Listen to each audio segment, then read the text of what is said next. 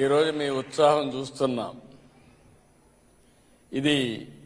ఈ ఉత్సాహం రాబోయే రోజుల్లో మీ అభివృద్ధికి, రాష్ట్ర అభివృద్ధికి దోహదం చేసిగా ఉండాల్సిన అవసరం ఉంది. ముఖ్యమంత్రి అయిన తర్వాత రెవెన్యూ డివిజన్కి ఒక ఇంజనీరింగ్ కాలేజ్ చెప్పి అనౌన్స్ చేశారు. అప్పుడు ఒక 30 దాకా వచ్చాయి. అది కూడా కాదు, ప్రతి ఒక్క నియోజకవర్గానికి ఒక ఇంజనీరింగ్ కాలేజ్ ఇస్తాం, లిమిటే లేదని చెప్పి మీరు అనౌన్స్ చేశారు. 3 సంవత్సరాల్లో 300 ఇంజనీరింగ్ కాలేజీలు ఆంధ్ర రాష్ట్రంలో వచ్చాయి. ఆ రోజు చాలా మంది నన్ను విమర్శించారు,